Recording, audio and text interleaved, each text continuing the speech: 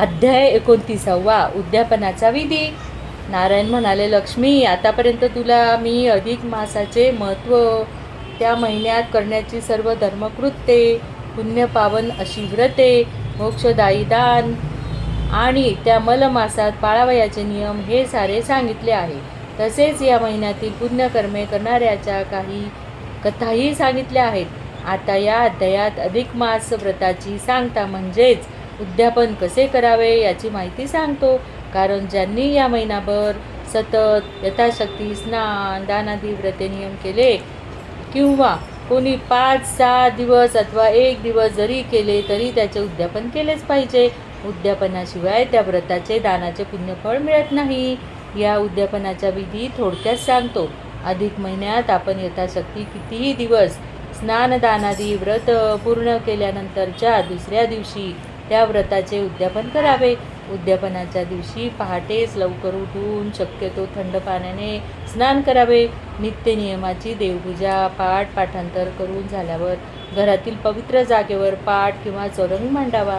केळी अथवा कर्दळी यांचे खुंट चौरंगाभोवती लावून शोभा करावी.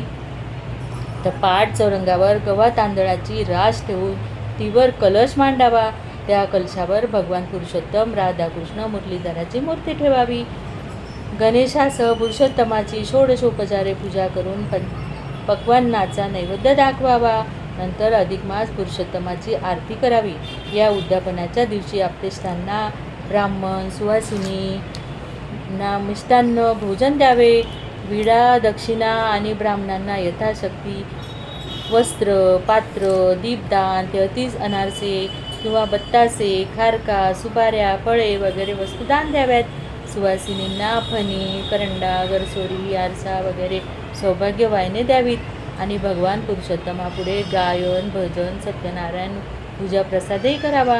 दुसऱ्या दिवशी ती पूजा विसर्जन करून प्रार्थना करावी. म्हणजे उद्यापन पूर्ण होते. व्रताची सांगता होते. उद्यापनाच्या दिवशी अधिक मास महात्म्य ही पोथी वाचावी आणि शक्य तेवढ्या त्या पोथीच्या प्रती निदान 5 तरी प्रती ब्राह्मण सुवासिनींना दान द्याव्यात. त्या योगे फार पुण्य मिळते.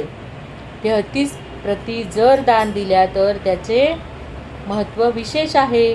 तसेच स्नानव्रत केलेल्यांनी उद्यापनाच्या दिवशी गंगापूजन करून गंगेचे पाणी पात्रासह दान करावे. नक्तभोजन व्रत केलेल्यांनी ब्राह्मणाला भोजन द्यावे.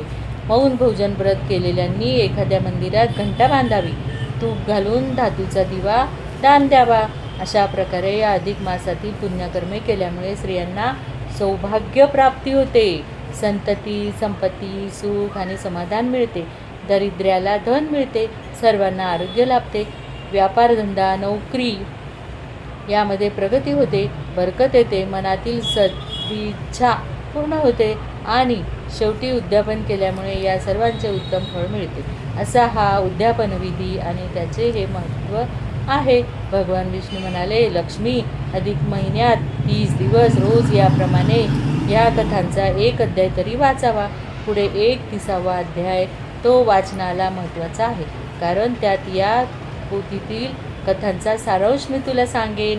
तो अवश्य मन लावून ऐकलीच पाहिजे.